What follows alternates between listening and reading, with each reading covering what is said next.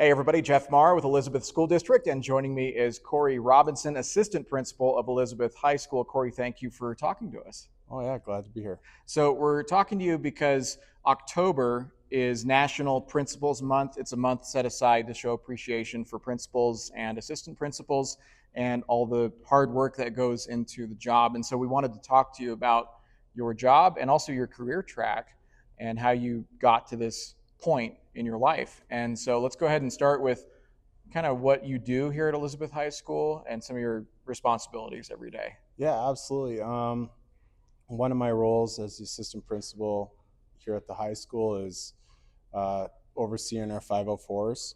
So students with 504s or specific educational needs, I oversee that to help accommodate those students. I also work with teachers on instructional practices and doing walkthroughs and formal observations, and then any other kind of task that pops up along the way. It's a busy job. Yeah, a lot goes into it. A lot of planning, a lot of late nights lot, as well. lot of planning, a lot of here for sporting events or any type of other school activities where they need somebody here in the building to help out, and kind of wherever I'm needed, that's where I'll need to go. And do you live close by? We live in Castle Rock, so it's not a bad drive. It's 18-minute drive, and I'm here, and it's a nice drive out. So. And what are your thoughts after working here in the district? You've been here 4 years, right? 4 years, going on 5 now, and I love it. I grew up in a small rural community, so this is kind of like how I grew up. So talk about that community you grew up in and where that was. Yeah, so I grew up in Minnedosa, Manitoba. Smaller than this town of 2,500 people.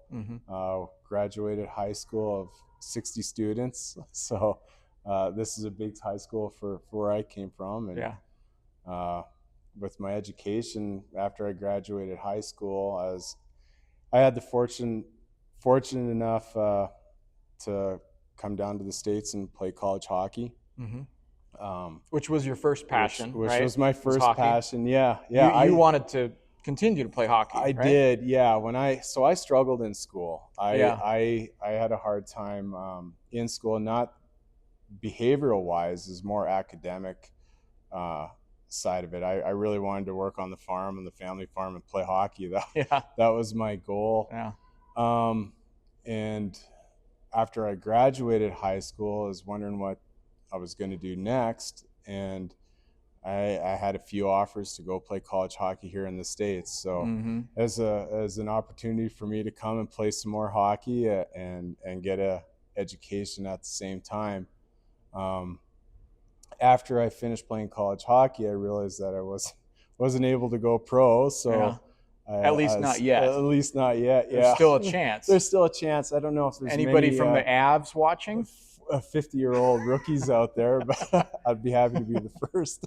It's happened before. Sure. In other sports. It could happen. You never know. You never know. But in the meantime, you found your passion here in education. And how did that transition happen? So after I finished college, I trained horses for a little over a decade. And when that company got bought out, I went back and got my second bachelor's degree from the University of Northern Colorado in education, so physical education. My mom was a teacher, so I always thought being a gym teacher would have been a fun job. And after I graduated from UNC, I taught in Poudre School District for a year. And then we moved to Minnesota, where I taught high school and middle school physical education and coached high school hockey there for 6 years. And then we moved back to Colorado, and I was fortunate enough to land a job as a physical education health teacher here in Elizabeth. During that time between Minnesota and Colorado, I went back and got a master's degree in educational leadership from University of Concordia, St. Paul. And then when I was teaching here for a couple of years, I decided to go get an education specialist degree in administration from Concordia University, St. Paul. And it just kind of landed out that they needed an assistant principal here, and I applied, and here you are. And here I am. So let's talk about some of the challenges of the job first before we get into some of your favorite things. So are there any obstacles that you had to overcome with this position? Oh, absolutely. There, learning our policies and the procedures is a challenge, as well as you get multiple questions coming at you at the same Mm-hmm. time from different context areas. Right. So you've got to be able to switch your brain from one topic to the next and try to be on cue with that throughout the day, Multitasking. multiple times Yes. throughout the day. Yep. So I think that, and time management is a Right. huge Mm-hmm. thing as in this role, is being able to manage your time so that you can still get your tasks that need to be done, as well as the tasks that get brought on Mm-hmm. unexpectedly. So And that's why I say it's not easy, and there's never enough hours in the day for pretty much anyone yeah, that works in a school district. yeah, That's for sure. yeah. Now let's talk about some of your favorite things of being an assistant principal. For me, being one of my favorite things is you're still in a position where you can help people. It's an extremely rewarding Mm-hmm. position to be in, where you can still make a difference with. I think what I've experienced in my role is being able to connect with students and families and teachers. So you're able to blend the three of those Mm-hmm. stakeholders into one and figure out how you can have a success plan created through the family, through the teacher, through the student, and come up with a plan so that they can be successful. Because Being an educator, it's such an important role in a child's life if you think about it. yeah, Because personally, I was blessed with two amazing parents and a great upbringing.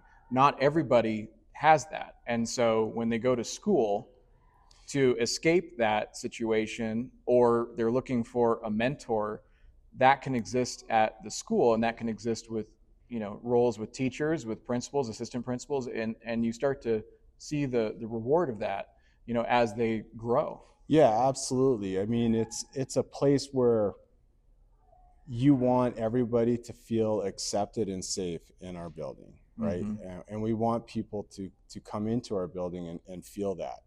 So, as far as, I never look at the clock. Yeah. My day goes by so fast, and it's one of those jobs where it is rewarding.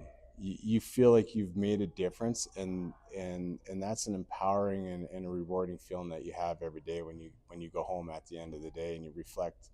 Yeah, there's things you wish you would have done differently or could have done differently, but Mm-hmm. you have the ability to make a difference with somebody else. And you're right, we do have students that come into our building that didn't have the childhood that you had or that I was fortunate enough to have. Mm-hmm.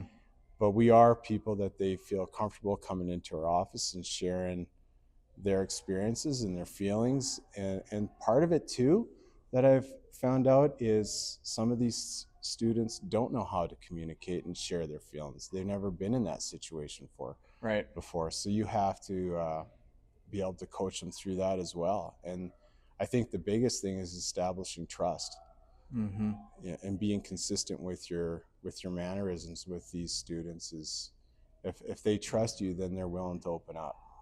Yeah, and if you're one of those that makes a strong connection with a student, that's something they carry with them their whole lives. I still remember Yeah. the teachers that made a big difference for me dating back to elementary school. That was a long time ago, by the way. Even before the Oregon Trail. Before that, right? Yes.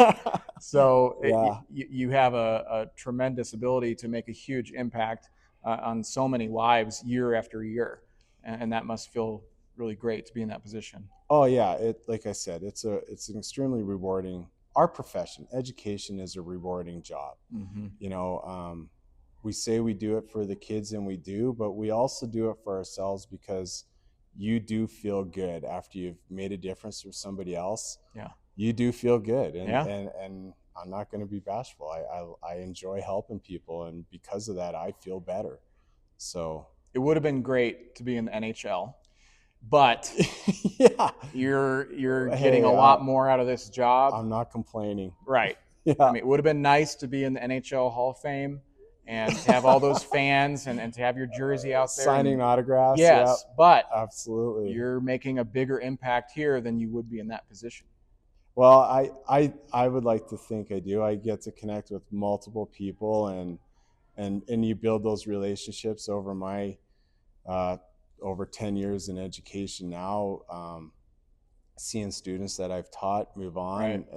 In fact, there was a student last year that was playing for University of North Dakota that I coached in high school hockey, and I was able to connect with him after the game and go down, and I had a friend with me, so they brought us into the locker room and introduced us to the coach for UND, and you build those relationships, and you seeing them go on and have success in their lives is rewarding as well, knowing that you had a small part of it, a little piece of it anyway. So that's what it's all about. Cory, thank you for talking to us. Be sure to send me your NHL resume. I'll get it out there to the Avs. I'm sure they'll be jumping at the bit. And be sure to follow us on social media and on our website as well for more content like this. Thank you for all the work that you do well. I know it's a lot.